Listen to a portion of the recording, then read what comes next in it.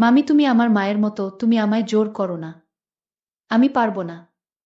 মামা বাড়িতে আসলে কিন্তু আমি সব বলে দিব। মামি বলল, তোর মামা তো দুর্বল, পারে না। তাই আজ তোকে দিয়ে বাকি বিষয়টা গল্পেতেই বলছি। সবেমাত্র পড়াশোনা শেষ করে বাসায় বসে আছি, এই অপেক্ষায় যে কোনো এক রাজকুমার আমাকে নিয়ে তার রাজ্যে চলে যাবে। অবশ্য এসব যে শুধু গল্পতেই মানায় তা আমার বিয়ের দ্বারাই প্রমাণিত হলো। কারণ আমার বাবা মা বিয়ের জন্য আমাকে এক বুড়োকে খুঁজে এনে দিল। আমারও পোড়া কপাল। ভেবেছিলাম রাজপুত্রের কথা, আর এখন তো দেখি বুইড়া বাবা। যাই হোক বন্ধুরা, সময় মতো আমার স্বামী আমাকে দেখতে এলো, তার কিছু বন্ধু এবং তার বোনের ছেলেকে নিয়ে। বন্ধুরা, যদি সম্ভব হতো তাহলে তার বোনের ছেলের সাথে আমি বিয়ে করে ফেলতাম, কারণ তাকে আমার পছন্দ হয়েছিল। তবে তা সম্ভব নয়, কারণ সে তো আমার বয়সে ছোট। কেন এ কথা বললাম তা জানতে হলে তোমাদের পুরো গল্পটি মনোযোগ দিয়ে শুনতে হবে। আমার স্বামীর নাম রিদওয়ান। তার বিরাট এক ব্যবসা আছে। কম করে হলেও ২০ থেকে ৩০ লক্ষ মানুষ তার আন্ডারে কাজ করে। কোনো রকম টাকা পয়সার অভাব নেই তার। আর হয়তো এটাই মূল কারণ তার সাথে আমার বিয়ের। অবশ্য এতটাও বুড়ো নয়, তবে সে একটু দুর্বল প্রকৃতির মানুষ। সময় পার হলে যা হয় আর কি। যাই হোক বন্ধুরা, দুমধাম করে বিয়েটা হয়ে গেল।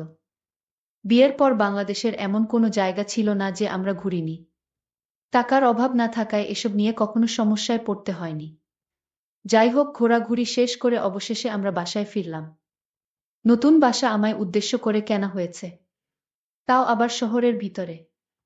এখান থেকে সবকিছুই কাছে, যে কোনো সময় ইচ্ছা করলে যে কোনো জায়গায় যাওয়া যায়। আমার স্বামীরা মাত্র ২ ভাই বোন। সে এবং তার একটা বোন আছে। তার ছোট বোনকে সে ভীষণ ভালোবাসে, আর তার থেকে বেশি ভালোবাসে তার বোনের ছেলেকে। ওই যে বলেছিলাম আমার বিয়েতে এসেছিল, সেই ভাগিনা। বোনের ছেলে আমার স্বামীর চোখের মণি। পড়তে বসতে যেখানেই পারি তাকে নিয়ে ঘুরে বেড়ায়। শুধুমাত্র আমাদের হানিমুনের সফরেই বাদ পড়ল সে। তবুও তার যদি সাধ্য থাকত তাকেও নিয়ে যেত। ভাগিনা এবার এসএসসি পরীক্ষা দিয়ে পাশ করেছে, ভালো কলেজে পড়বে, তাই মামা অর্থাৎ আমার স্বামী তাকে ফোন দিয়ে বলল সে যেন সবকিছু গুছিয়ে আমাদের বাসায় চলে আসে। আমাদের বাসায় আমি এবং আমার স্বামী ছাড়া আর কেউ থাকে না। কাছের মানুষদের কথা বাদ দিলাম। প্রায় ৭ থেকে ৮ জন কাজ করত আমাদের বাসায়। তার ভেতর ৫ জন ছিল মেয়ে। ইতিমধ্যে আমার ননদের ছেলে আমাদের বাসায় চলে আসলো। এসে মামি মামি বলে আমাকে ডাক দিয়ে বলল, হ্যাঁ বন্ধুরা, এটাই সেই ভাগ্নে, আমার স্বামীর চোখের মণি। আমি বললাম, আসো আসো, তোমার জন্যই তো অপেক্ষা করছিলাম আমি। তার সব কিছু তার রুমে নিয়ে রাখতে বললাম। আমি বললাম, চলো সাজিদ, রুমে আসো, ফ্রেশ হয়ে নাও, তারপর আমরা গল্প করব। সে বলল, ঠিক আছে মামি, চলো। এই বলে আমি তাকে আমার রুমে নিয়ে গেলাম। বললাম, যাব, তুমি ফ্রেশ হয়ে নাও। সে গোসল করে বের হলো। আমি তাকে নিজের হাতে ভাত খাইয়ে দিলাম। বললাম, এবার তো তাহলে তোমাকে যেতে দেব না। সাজিদ বলল, আমিও তো এবার যাওয়ার জন্য আসিনি। আমি অনেক দিন থেকে তারপর যাব। এবার পড়াশোনা তো শেষ করতে হবে এখান থেকে। এর ভেতরেই সে তার মামার খোঁজ করতে লাগল। সাজিদ মামাকে অনেক বেশি ভালোবাসে, আর আমাকে অনেক সম্মান করে। আমি বাসায় আসার আগেই সে আমার শ্বশুরবাড়ির পুরনো বাসায় আসা যাওয়া করত। প্রহর গুনতে গুনতে রাত হয়ে গেল, এবং আমার স্বামীর রিদওয়ান বাসায় ফিরল। এসে সাজিদ সাজিদ করে চিল্লাতে লাগল। সাজিদ গিয়ে তাকে সালাম করল। তুই আর যেতে পারবি না, তুই এখান থেকেই লেখাপড়া করবি। তোকে আমি লেখাপড়া শিখিয়ে ডাক্তার বানাবো। তুই আমার একমাত্র ভাগিনা। তোকে নিয়ে আমার অনেক স্বপ্ন। তোর যা লাগে আমাকে বলবি, আমি তোকে দিব। আর বাহিরে বেশি আড্ডা দেওয়া চলবে না। ভাগিনা তখন বলল, হ্যাঁ মামা, আমি তোমার কথা রাখব। আমারও ইচ্ছা বড় ডাক্তার হওয়ার। তুমি যা বলবে তাই হবে মামা। ওদের ভালোবাসা দেখে আমার মাঝে মাঝেই হিংসা হয়। ইস, আমার স্বামী যদি আমাকে এতটা ভালোবাসতো। তারপর আমার স্বামী বলল, চলো সবাই একসাথে ভাত খাবো আজ। আজ তো বিশাল রান্না হয়েছে। তাই সবাই মজা করে খেয়ে নিলাম। পরের দিন আমি তাকে কলেজে ভর্তি করানোর জন্য নিয়ে গেলাম। তার মামা তো কোনো সময় পায় না, তাই তার সব দায়িত্ব আমাকেই নিতে হলো। এর ভেতরে বেশ কিছু দিন পার হয়ে গেছে। সাজিদ নিয়মিত কলেজ যেতে লাগলো। একদিন সাজিদ যখন কলেজে ছিল, আমি তার রুমে গেলাম তার রুমটা একটু গুছিয়ে দেওয়ার জন্য। আমি রুমে গিয়ে দেখি কি একটা অবস্থা। আমি বাসার কাজের মেয়ে মর্জিনাকে ডাক দিলাম। সে আমাদের বাসায় কাজের মেয়ে। বললাম, মর্জিনা, আমাকে একটু সাহায্য করো তো।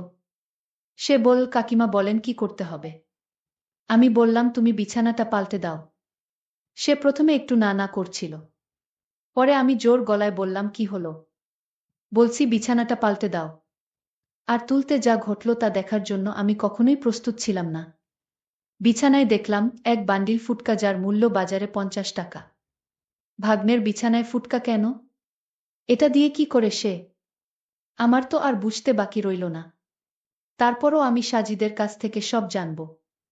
এরপর আমি মর্জিনাকে বললাম, যা তুই বাইরে যা। আমি সেগুলো একসাথে করে একটা ব্যাগে ভরে নিলাম। আর ওকে বললাম, তুই রুমটা গুছিয়ে দে।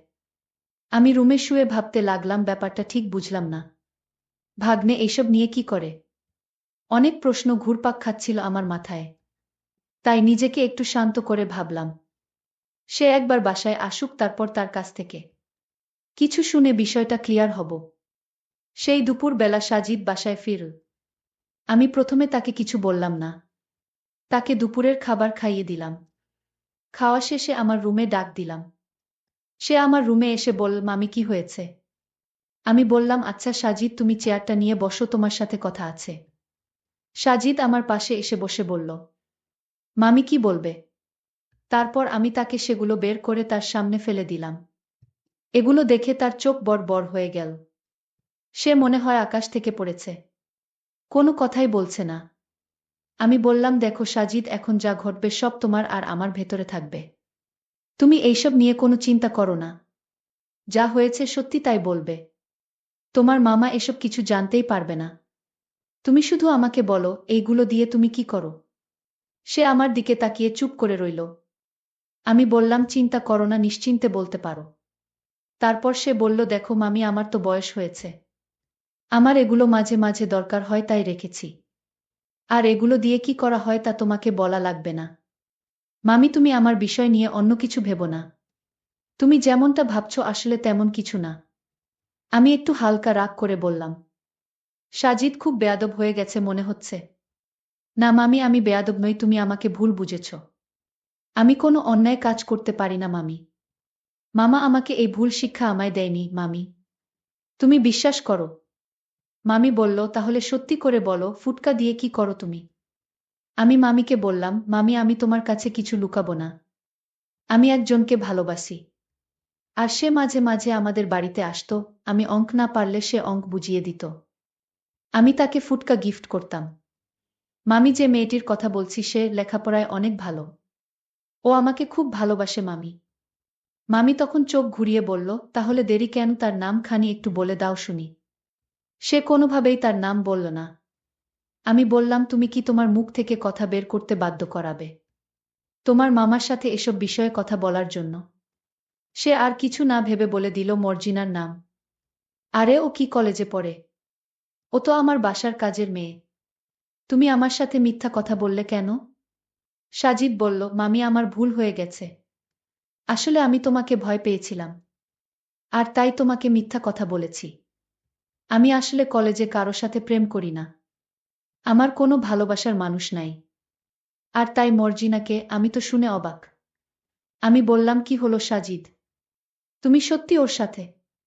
সে বলল শুধু হুম, মাথা নাড়িয়ে সম্মতি দিল। আমি এই কথা শুনে আর দাঁড়িয়ে থাকতে পারলাম না। বসে পড়লাম। বাপরে, এ কি সাংঘাতিক ব্যাপার! মনে মনে ভাবতে লাগলাম। আমি বললাম, আচ্ছা তুমি এখন তাহলে রুমে যাও। তোমার সাথে এই বিষয়ে পরে কথা হবে।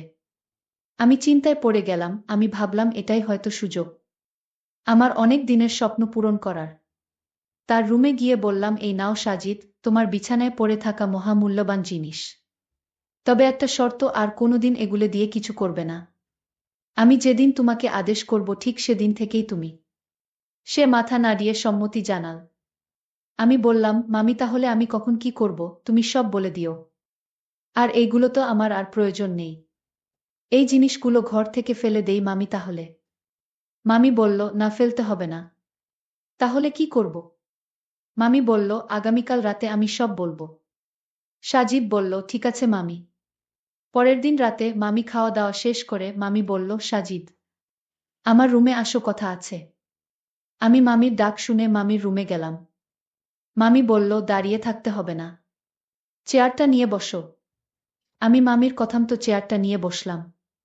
মামি বলল, তুমি যে ঘরের ভিতর এই বাজে জিনিসগুলো রাখো, তোমার মামা জানলে কি হবে? একবার কি ভেবে দেখেছ? মামি, তুমিই তো দেখেছ, আর কেউ তো জানে না। মামি বলল, আমিই জানি, কিন্তু আমি বলবো না যদি আমার কিছু কথা অক্ষরে অক্ষরে পালন করো। আমি বললাম, ঠিক আছে মামি, আমি তোমার সকল কথা রাখব। তাও মামাকে কিছু বলো না। ঠিক আছে তাহলে মামি, বলো তোমার কি এমন কথা? আমি বললাম, দেখো, তোমার মামার অর্থসম্পদের কোনো অভাব নেই, টাকা পয়সা গাড়ি বাড়ি সবই আছে, কিন্তু তোমার মামার অনেক দুর্বল পয়েন্ট আছে। তোমার মামা পারে না। সাজিদ, আমি তোমাকে প্রথম যেদিন দেখেছিলাম সেদিন থেকে আমার একটা ইচ্ছা মনের ভিতর জাগলো। আমি বারবার চেয়েছিলাম কিভাবে কি করা যায়, কিন্তু আমি কোনোভাবেই উপায় খুঁজে পাচ্ছিলাম না। আজ একটা উপায় বের হয়েছে। আমি জানি ব্যাপারটা তোমার কাছে অদ্ভুত মনে হলেও আমার কাছে স্বাভাবিক। মামি আরও বলল, সে মামার ঘরে সুখে নেই, তার ভিতর কষ্টে ভরা। আমি মামির পুরা কথা শুনে বুঝতে পারছিলাম মামির অনেক কষ্ট। আমি মামিকে বললাম, মামি তুমি চিন্তা করো না, ব্যাপারটা আমি দেখছি। আমি তোমার বিন্দু পরিমাণ কষ্ট সহ্য করতে পারবো না মামি। মামি তখন বলল, তাহলে তোমায় একটা কথা বলি। আমি মামিকে বললাম, একটা কেন? তুমি যত পারো আমার সাথে কথা বলো। মামি তখন কান্না গলায় বলল, তোমার মামা যা পারে না, তুমি কি তা পারবে? আমি মামির কথা শুনে চমকে উঠলাম, মামি তুমি কি বলছো এসব? আমি পারবো না মামি। মামি তখন রাগ করে বলল, কেন পারবি না? আমি তোমার কাছে আমার মনের কষ্টের কথাগুলো শেয়ার করলাম। আমি তো ভেবেছিলাম আমার কষ্টের কথা শুনলে তুমি অন্তত আমি যা বলি তা মানবে। এখন দেখছি তুমি আমার কষ্ট আরো বাড়িয়ে দিলে। মামি তাহলে বলো আমার কি করতে হবে? কি করলে তোমার কষ্ট দূর হবে? মামি তখন বলল, তুই কি কিছুই বুঝিস না? আমি বললাম, মামি এখন তোমার কথা শুনে ভালো লাগছে। মামি বলল, কেন?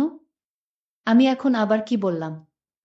আমি বললাম, মামি তুমি আমাকে তুই করে ডাক দিয়েছ, তাই আমার কাছে ভালো লেগেছে। মামি বলল, তাহলে আজ থেকে আমি তোমায় তুই করে বলবো। মামি তোমারে রাগ করলে অনেক সুন্দর দেখায়। মামি তখন একটা মুচকি হাসি দিল। আমি বললাম, মামি তোমাকে হাসিতেও অনেক সুন্দর দেখায়। মামি বলল, তুই আমার সাথে মশকরা করছিস? আমি এই দিকে দুঃখ কষ্ট নিয়ে আছি। আমি মামিকে পরিষ্কার করে বলে দিলাম, মামি আমি তোমার কথা রাখতে পারবো না।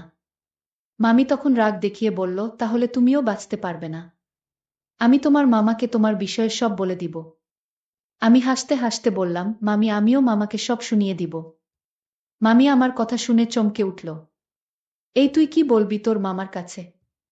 আমি বললাম, মামি এতক্ষণ ধরে তুমি আমার কাছে যা বললে সব আমার মোবাইলে রেকর্ড করেছি।